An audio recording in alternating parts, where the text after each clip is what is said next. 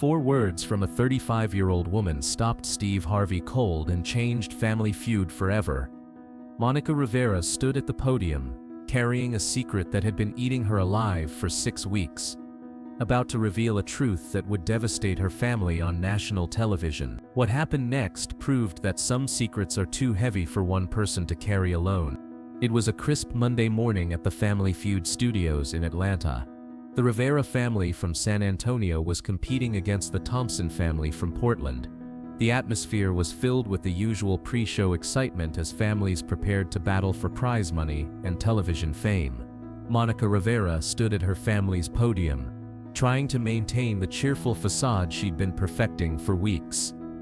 She was 35 years old with shoulder-length dark brown hair that she'd had professionally styled for the show. Her emerald green dress and matching jewelry were chosen to project confidence and joy, hiding the turmoil that raged beneath the surface. To everyone watching, Monica appeared to be a typical excited contestant, perhaps a little nervous about being on television. But beneath her carefully applied makeup and bright smile, she was carrying the weight of a diagnosis that had turned her world upside down 6 weeks ago. The Rivera family had been selected for Family Feud 8 months earlier, during what Monica now thought of as the before times, before the lump, before the biopsy, before the doctor's words that had changed everything. Her husband Carlos was thrilled about the opportunity. Their teenage twins Rosa and Miguel were excited about being on TV, and Monica's mother Elena was proud that her family had been chosen. What they didn't know was that 2 days after receiving their Family Feud acceptance letter, Monica had found a lump in her left breast during her monthly self-examination. The mammogram, ultrasound, and biopsy that followed had revealed stage 2 invasive ductal carcinoma, breast cancer that had already begun to spread. For 6 weeks, Monica had been living a double life. During the day, she researched treatment options, met with oncologists, and planned a battle against cancer that her family knew nothing about. At night, she lay awake staring at the ceiling, terrified of how to tell the people she loved most that their world was about to change. Steve had noticed something during the family introductions that he couldn't quite identify. Monica's smile seemed forced, her laughter a beat too late, and there was a distance in her eyes that suggested her mind was somewhere else entirely. "Monica, tell us about yourself," Steve had asked with his characteristic warmth. "I'm a high school guidance counselor," she'd replied, not mentioning that she'd already begun making arrangements for medical leave, or that she'd spent the previous week writing letters to her students that they would receive if she didn't survive treatment. "That must be rewarding work. What do you love most about it?" Steve had continued. "Helping kids see that they have a future," Monica had said, the irony of her words hitting her like a physical blow, as she wondered about her own future. The game progressed through the first 2 rounds with typical Rivera family energy. Carlos was competitive and strategic, Rosa showed the quick wit she'd inherited from her grandmother, and Miguel brought the teenage humor that kept everyone laughing. Elena, Monica's mother, demonstrated the wisdom that made good television, but Monica remained largely silent, speaking only when directly addressed. There was something about her stillness that went beyond normal game show nerves. It was the careful composure of someone holding themselves together by sheer will. During the 3rd round, everything changed. Steve announced the category with his usual enthusiasm, completely unaware that he was about to touch the deepest wound in Monica's heart. "We surveyed 100 people. Top 6 answers are on the board. Name something that changed your life overnight." The question hit Monica like a physical blow. For 6 weeks, she had been living with the knowledge that everything had changed in the space of a single phone call from her doctor. One moment she was a healthy mother planning her family's future. The next she was a cancer patient facing her own mortality. Around her, her family started brainstorming normal answers. Winning the lottery, getting married, having children. Life changes that people celebrate, that bring joy and hope and excitement. But Monica was thinking about sitting in Dr. Patterson's office, watching his mouth move as he explained staging and treatment options, while her mind screamed that this couldn't be happening to her. Carlos buzzed in first with confidence. "Getting married, he said, looking lovingly at Monica as the audience awed appreciatively. The answer earned them the number 3 spot on the board. Rosa went next with having a baby, which got them the number 1 answer and enthusiastic celebration from the family. Miguel tried winning the lottery, but it wasn't on the board. The control passed to the Thompson family, who managed to find one more answer before striking out. Now it was Monica's turn, and she approached the podium with legs that felt like they might give way beneath her. The studio lights felt impossibly bright, the audience noise overwhelming. Steve smiled at her encouragingly, completely unaware that he was looking at a woman who had been carrying the weight of her own mortality alone for 6 weeks. "Monica, your family needs one more answer to stay in control. Name something that changed your life overnight." Monica stared at the board, her hands trembling as she gripped the podium. Behind her, her family was offering suggestions: new job, moving, graduation, innocent life changes that belonged to people whose biggest worry was paying bills or planning vacations. But Monica wasn't thinking about winning anymore.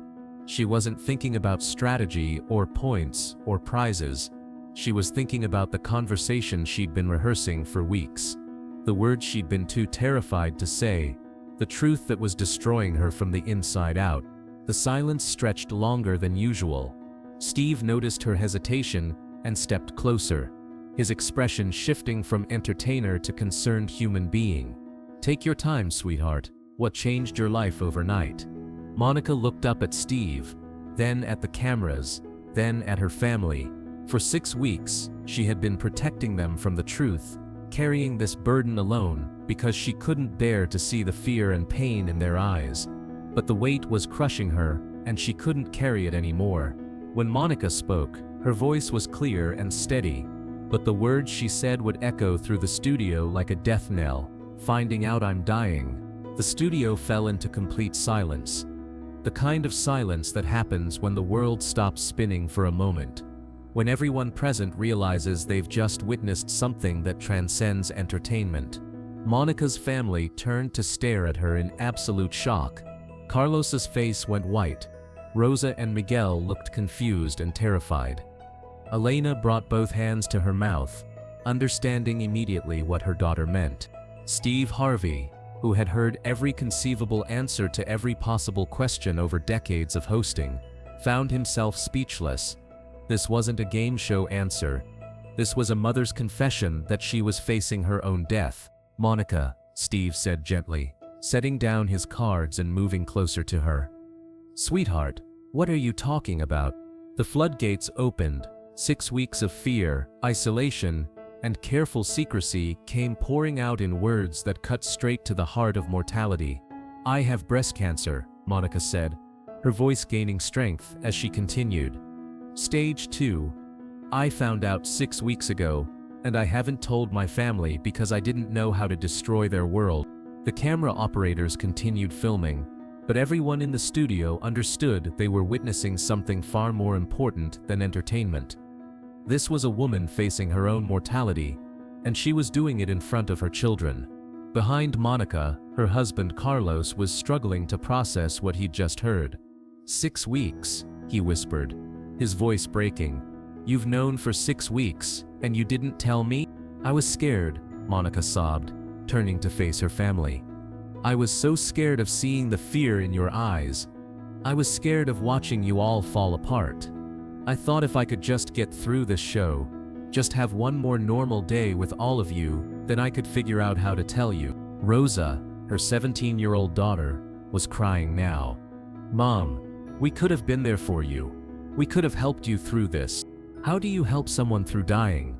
Monica asked, the rawness of her fear on full display. "How do you help someone tell their children that their mother might not see them graduate, or get married, or have babies of their own?" Steve had hosted thousands of hours of television, but he'd never encountered a moment quite like this. Without hesitation, he walked closer to Monica and placed his hands gently on her shoulders. "Monica, look at me," he said, his voice firm but kind. "You are not alone anymore. You don't have to carry this by yourself." But Monica wasn't finished. 6 weeks of isolation and terror came pouring out in words that revealed the true weight of her burden. I've been researching treatments and meeting with doctors and planning for the worst-case scenario all by myself, she continued. I've written letters to my kids for every birthday and graduation and wedding they might have without me. I've planned my own funeral because I was too scared to let anyone else face this reality. The honesty was devastating. Here was a mother admitting that she was preparing to die, and she'd been doing it alone to protect the people she loved most. Elena, Monica's mother, stood up slowly and walked toward the podium. Her face was wet with tears, but her voice was strong when she spoke. Misha, you don't protect us by shutting us out. You protect us by letting us love you through this. Carlos had joined them now, wrapping his arms around Monica with a desperation that suggested he was afraid she might disappear. We're going to fight this together, he said. Whatever it takes, however long it takes, we're going to fight this together. Steve addressed the Thompson family, who had been watching this unfold with obvious emotion. Thompson family, I hope you understand that this game has become something much more important than competition. The Thompson family matriarch stepped forward immediately. Steve, that woman needs her family right now, not a game show. She needs to know she's not alone. But Steve wasn't done. He turned to address the cameras directly, speaking to the millions of people who would eventually watch this moment. For anyone watching this who is facing their own health scare, you are not alone. For anyone who thinks they're protecting their family by carrying bad news alone, you're not. Love is stronger when it's shared, even when it's scary. He turned back to Monica, who was now surrounded by her family. Monica, I want you to know something. What you did today took incredible courage, but the fight you're about to face, you don't have to face it alone anymore. Steve reached into his jacket pocket and pulled out his personal business card. This has my direct number. I want you to call me in 6 months, a year, 5 years from now, and tell me how the fight is going. The conversation that followed wasn't fully captured by the cameras. Steve connected Monica with Dr. Sarah Chen, an oncologist who happened to be consulting on a medical drama that filmed at the same studios. Chen spoke with Monica about treatment options, second opinions, and the importance of having a strong support system. Monica's family surrounded her, asking questions they should have been asking for weeks, offering support they should have been providing all along. Why didn't you trust us? Rosa asked, her voice breaking. It wasn't about trust, Monica replied. It was about fear. I was so afraid of watching you all hurt that I thought I could spare you by hurting alone. But we're hurting now anyway, Miguel pointed out with teenage logic. And we missed 6 weeks of being able to help you. The episode that aired 4 months later became one of the most watched Family Feud episodes in the show's history. But more importantly, it sparked a national conversation about cancer, family communication, and the importance of support systems during medical crises. Monica received thousands of letters from viewers, many from cancer patients and survivors, thanking her for her honesty. Cancer support organizations reported increases in family counseling requests and support group attendance. But the real change happened in Monica's treatment journey. With her family's support, she underwent aggressive chemotherapy and radiation treatment. Her husband Carlos took leave from work to drive her to appointments. Her twins shaved their heads when Monica lost her hair, and Elena moved in to help with daily care. The secrecy that had isolated Monica for 6 weeks was replaced by radical honesty about her fears, her pain, and her hopes. Family dinners became strategy sessions about treatment options. Bedtime stories became conversations about legacy and love. Monica's treatment was successful. 18 months after her Family Feud appearance, she was declared cancer-free, but the experience had changed her family in ways that went far beyond medical outcomes. Cancer didn't just change my life overnight, Monica often says now. It changed how my family loves each other.